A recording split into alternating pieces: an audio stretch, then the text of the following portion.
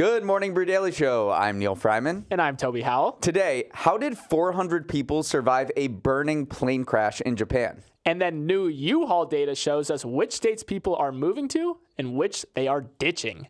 It's Wednesday, January 3rd. Let's ride.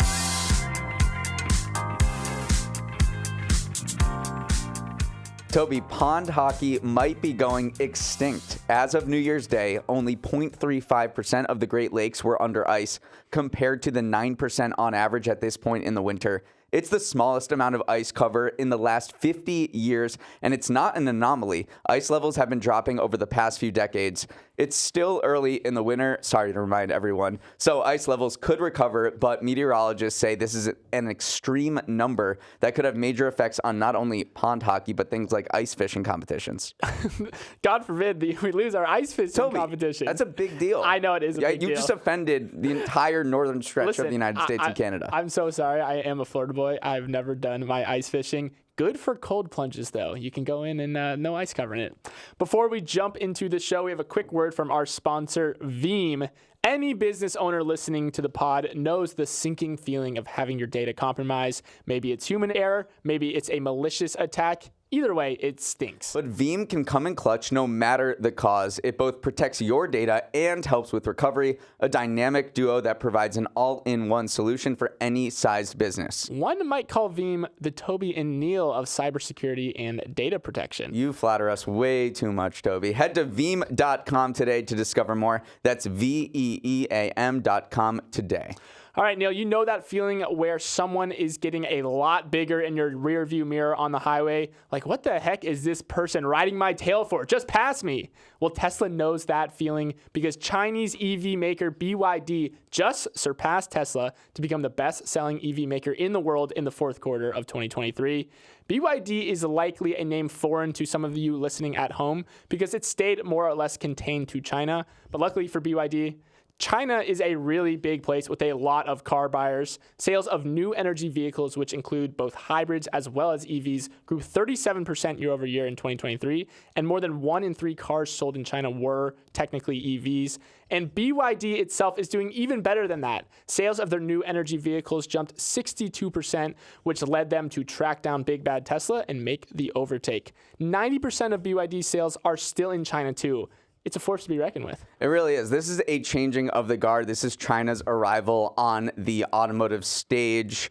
It already surpassed the U.S., South Korea, and Germany as an exporter of cars. And in 2023, wait till we get the data out, but it could pass Japan as the largest automotive exporter in the world. Yeah, and BYD is riding the wave really well. I said 90% of sales are domestically in China for the company, but overseas sales tripled in the second half of 2023 and more than tripled from a year earlier as well. I think that the wordplay of new energy is interesting, though, because if you looked at the breakdown of what kinds of vehicles BYD is selling, it's close to like 60-40-ish between EVs and hybrids. They sold 190,000 EVs last month and 149,000 hybrids. So maybe that data of like surpassing Tesla. Remember, Tesla just sells EV vehicles. So they have a different definition of what new energy is, but still forced to be reckoned with. So why is BYD so successful? I think a huge part of it is the Chinese government. The Chinese government has drowned this industry in subsidies. It's given over $30 billion just through consumer incentives alone. We see the U.S. trying to do that now. It's working okay. I mean, we have a $7,500 tax credit for consumers, but the Chinese government has been so supportive of the industry. And then there's such intense competition. There's 100 other automotive brands in China that BYD has to go up against, and the fact that, this intense competition, we've seen it in a bunch of other industries as well in China, is you really cut your teeth and only the best of the best rise to the top. There will be 158 new car models introduced in China in 2024. 80% of which will be EVs, according to HSBC. So you talk about a crowded market. BYD has to stay on its game in order to stay on top. So you see, you said that a lot of people listening to this may not know BYD, but there were a few Americans who did know about BYD a long time ago, and those were two fellas named Charlie Munger and Warren Buffett. In 2008, Berkshire Hathaway put a $230 million stake in BYD for 10%. Now that stake is worth $8 billion. Potentially one of the best investments of all time, but It it's is huge. So we'll see what happens with BYD if they can keep their role and if they can expand to foreign markets where the U.S. and Europe, you can be sure they're going to put up tariffs and other protections to protect domestic manufacturing. Okay, big news out of Cambridge, Mass. Yesterday as Harvard University President Claudine Gay stepped down following multiple firestorms about her leadership. Having assumed the role in July, her 6-month tenure as president is the shortest in the university's 388-year history. Gay, along with the presidents of MIT and Penn, came under fire for her testimony in last year's congressional hearing on anti-Semitism. While she apologized and received the support of the board, her seat got even hotter when conservative media outlets accused her of plagiarism in some of her scholarly works in the past. An independent review from Harvard found instances where she didn't give proper citations for language she used from others, but it did not amount to the level of research misconduct. However, more accusations of plagiarism continued to drip out, and Gay ultimately said, "This is not sustainable. I'm out." Gay is the second Ivy League president to resign in less than a month after Liz McGill of Penn stepped down on December 10th. Gay's critics, like billionaire alumnus Bill Ackman, ran a victory lap and claimed they were successful in their campaign to stem the rot that had spread through American college campuses. Supporters of Gay said the push to oust her was politically and racially motivated, as she was the first black president in Harvard's history and only the second woman. I mean, one of the elephants in the room here is that our highest institutions are kind of being run as mini corporations that themselves have to answer to these billionaire donors in a way. I mean, private donations to U.S. colleges and universities topped $59.5 billion last year. And the core kind of problem with running as being a university president today is one of your main jobs is to solicit money. So when these billionaire mega donors start kind of influencing what's going on in the university, it's just kind of it's a bad situation for everyone involved because they shouldn't be the ones determining who is president, who is making decisions on a day-to-day basis. Well, they would contend they do want to have a role. I mean, you have Ken Griffin, the CEO of Citadel, the huge hedge fund, who has given $500 million to Harvard. You mentioned the stat about private donations ballooning, but it's not just you and me giving back to our schools. I mean, that's not going to move the needle. 80% of all donations last year came from the 1%. So it's the Bill Ackmans of the world, it's the Ken Griffins of the world, and so yeah, I mean, Claudine Gay's first. She is a president of the university, but her main role really is as fundraiser. Harvard has the biggest endowment of any university by far. It has has a war chest of more than $50 billion, but that endowment hadn't been doing so well recently. I think it just gained 2% in the last year. And then you look at early action applications for Harvard has decreased 17% this year. So, the Harvard board did seem like it supported Gay, but there were too many controversies going around and she stepped down. Yeah, you can understand the emotions, the frustrations around something like this, but it's a bit of a dangerous precedent for mega donors to kind of intrude into university life like this and to use their influence to kind of oust these university presidents. So it's a new era we're living in. I mean, it's an old new era because they've always influenced it in some way, but seeing it just so starkly happening at Harvard, at Penn, is kind of eye-opening. So Ackman ran a victory lap, and now he's going after the MIT president next. There was a very scary aviation situation yesterday when a Japan Airlines jet landing at a Tokyo airport crashed into a smaller plane, killing 5 people on that smaller plane and sparking a fire that engulfed the bigger jet. But the word you kept hearing when reading more about this collision: miracle. That's because all of the crew and passengers, 391 of them, got out of the Japan Airlines plane safely before it was ravaged by the flames. People who were on the plane described a hellish situation where smoke was coming in from the rear of the aircraft. It was getting very hot, and they all scrambled for the only emergency exits that were available at the front. Aviation experts said the crew and their training had a lot to do with everyone making it out okay, calling it a textbook evacuation. Authorities have launched an investigation into how this could have happened, considering that the Japan Airlines jet was cleared to land on the runway where the other plane was apparently located. So there are still a lot of details to be explained, but the main takeaway: a miraculous escape from a burning fuselage with only seconds to spare. It could have been a lot worse. Yeah, the crew did incredibly well, and all the passengers on board also did incredibly well. But you kind of put this accident in context of the broader airline industry right now. one, if we want to return to American soil a little bit, I mean, for the 12-month period ending August of this year or of last year, for which data was available, there were about 300 accounts of near collisions involving commercial airlines. So it just goes to show you that even though we are not seeing these big fiery crashes like we just saw in Japan, a lot of these close calls are happening every day at U.S. airports. And even though there's been no major U.S. plane crashes for more than a decade, this is becoming more and more frequent as the FAA is kind of overworking their attendance. Right. The number one cause of these close calls or any sort of dangerous or scary situation at airports seems to be short staffing of air traffic controllers. As of last May, only 3 of the 313 air traffic facilities around the U.S. had enough controllers to meet targets set by the FAA and the union representing controllers. So these people are being very overworked and they're short-staffed.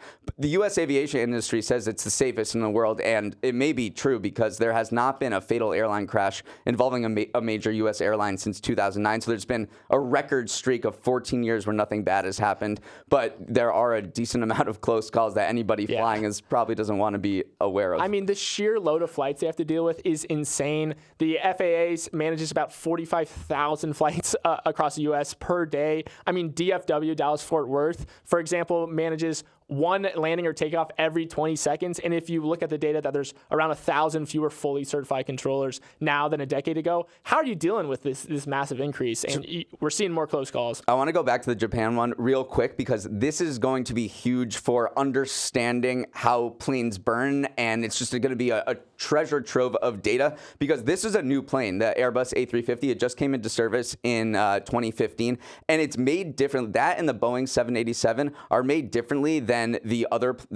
older planes, which are made of aluminum. This one is made of carbon fiber composites, and you can't just like set a $40 million plane on fire to see how it burns. So the fact that this happened, everyone was safe, and now aviation industry is going to be able to do so much investigation on how this plane burned, and it held up like a boss. So they're really happy with what happened here. I mean, given the circumstances, and they're going to learn a lot more about this plane and others like it in the future. Okay, before we jump into our next story, we're going to take a quick break.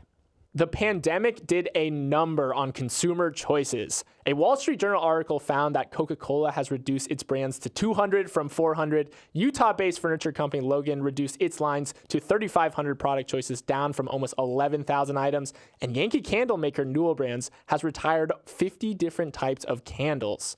Brands are choosing efficiency now over variety and are more than happy to lose certain customer segments if it means they don't have to spend too much on smaller niches. Macy's president Tony Spring told analysts in November that the customer today does not want an endless aisle, and that's reflected in the products we're seeing on shelf these days. New items made up about 2% of products in stores in 2023 in beauty, footwear, and toys, down from 5% of items in 2019. So it's not just your mind playing tricks on you. You really do have less choices when you go shopping these days. That's fine. People don't want so many choices. This is really a result of the pandemic. So before the pandemic, there was this concept called the endless aisle, and the growth of e-commerce and people scrolling and shopping on websites meant that brands were like, hey, why don't I segment our products a million different ways? I'll make a handbag that has a leather strap. It has a chain strap. I'll make 5 different types of this shade of red. And, it turns out that when the pandemic happened, supply chains got all out of whack, and these companies had to really prioritize more of their hero products, what they call. So I think there was a streamlining. You said Coca-Cola cut all of its brands in half. But I think ultimately what you hear these CEOs saying is, why did we do this in the first place? We were wasting so much money. People don't necessarily want so much choice. They want really good products. And I think the fact that we're seeing these sort of slimmed down product categories carry on into 2024 now shows that maybe this whole personalization wave was a mistake. Yeah, I mean, just look no further than grocery stores. Large grocers used to think that they need to carry everything, or else you might lose the customer to the store down the road or something. But now large grocery stores have reduced fresh food offerings like fruit, your dairy products, your deli meats by around 15 15 to 20%. It's just fewer items to manage and a slimming of product options, which also reduces food waste for them. I do think a lot of executives are probably looking back at maybe the times before the pandemic and just definitely going, what the heck were we thinking? I think there was a wave of the hype around personalization. I mean, I think it works for some companies. The TJ Maxxes of the world, like the bargain hunting retailers where you go in and the clutter is the point and you go on this treasure hunt. I think it works for them. Starbucks is another company where I think the personalization has worked well because you look at TikTok and everyone's making their own drinks. But I think for the vast majority of companies, more choice doesn't equal more purchases. And this has been proven out in science. In 2000, there was a study where these scientists presented customers with 24 types of jams, okay? And only 3% of consumers actually made a purchase when presented with 24 types of jams. When they were presented with 6 types of jams, 30% made a purchase. So people don't want diner menus anymore. I don't. I gotta know what those jams are, though. What's the 6 they whittled it down to? I think that plays a role in this as well. All right, now I want to introduce you all to Luke the Nuke Littler.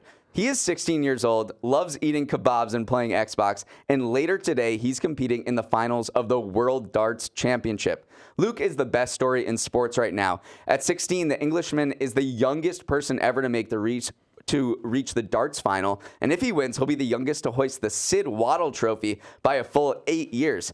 His sublime performance is also drowning out the best of British commentators have to offer. One said, Luke doesn't need to use the Force. He is the Force.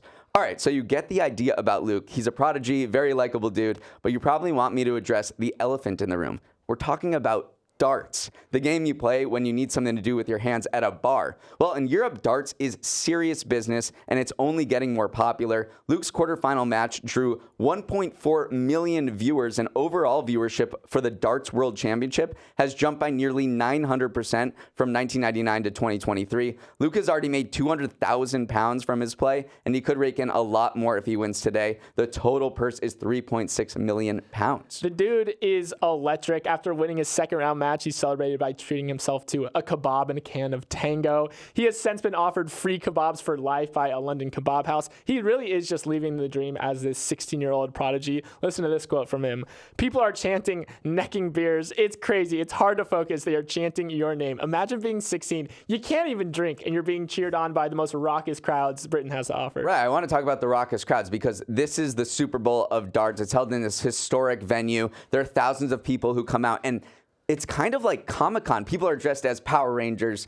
People are dressed as minions, and there's just such a good vibe going around because no one really has a huge stake in who wins or not. It's not like a soccer match where the away supporters and the home supporters have to be separated. Everyone's in there having a good time, and I should say getting extremely drunk, as Luke mentioned. Yeah. So this seems like one of the best spectator events to go to in the world. Happens every year from Christmas to New Year's, and it's become a huge business in Britain and across Europe. CNN had a great line. Alcohol consumption is measured in pitchers, not pints, which just gives you a sense of what kind of environment that these players are playing in. Do we think it's a sport? What's your take? Oh, certainly. I mean, I don't know what the definition of a sport is, but being very good at darts and throwing with precision the way these guys do and concentration, I think it's absolutely a sport. I don't know the Oxford English Dictionary definition of a sport. And I do think if sports need that element of drama or theater to them, darts has that in spades. Totally. So if that is some part of your definition of sports, then 100%. I really hope he wins. He's going up against another guy named Luke, who's the number one in the world today, but it's gonna be a huge event. Absolutely.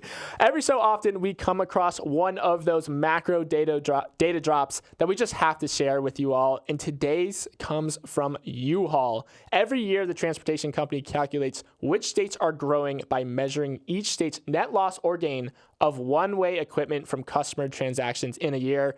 In other words, who is snagging U-Haul trucks on a one-way ticket out of Dodge, and where are they driving them? And this year, you can do your drum roll please at home, Texas came out on top as the state that netted the largest number of movers for the third year in a row. Behind Texas are Florida, followed by North Carolina, South Carolina, and Tennessee.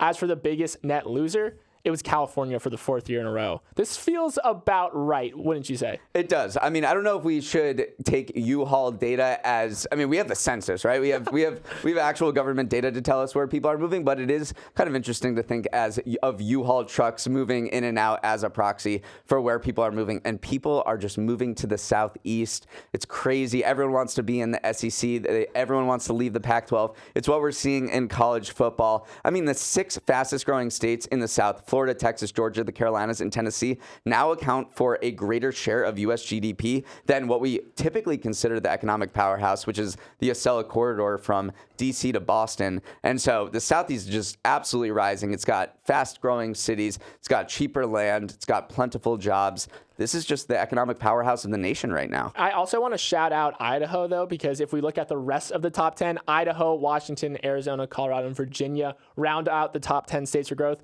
Going from the southeast, the warm climates, to Idaho, I think Mountain West. Yeah, Mountain West. You're a big mountain time person. So Mountain time is the best time. We know you're a truther. The bottom 5 states for growth are, in addition to California, Michigan, New Jersey, Illinois, and Massachusetts, Neal. What's up with that? What's up with that is people don't want to live in the Northeast anymore. There's no more pond hockey. R.I.P. Very true. I also wonder if there's something to be said about the type of person who rents a U-Haul and if that influences the data, because maybe someone who's moving to Texas would be more likely to pack up a U-Haul and do it themselves. So again, you said there's census data. So I think maybe we're seeing some reflections on like the type of people moving, not necessarily some macro trends on where people are moving. I was absolutely thinking that, but I didn't want to bring it up for fear of offending anybody or creating any stereotypes. Yeah, it's a compliment. But yes, California, they're going more out than in, that's for sure. Okay, that is our show for this Wednesday. It's already Wednesday. Love a short week. As always, you can send your thoughts on the show or say what up at our email address, morningbrewdaily@morningbrew.com. Let's roll the credits. Emily Milliron is our editor and producer. Samantha Velez and Raymond Liu are associate producers. Uchenua Ogu is our technical director. Billy Menino is on audio. Hair and makeup is in a kebab coma this morning. Devin Emery is our chief content officer, and our show is a production of Morning Brew. Great show today, Neal. Let's run it back tomorrow.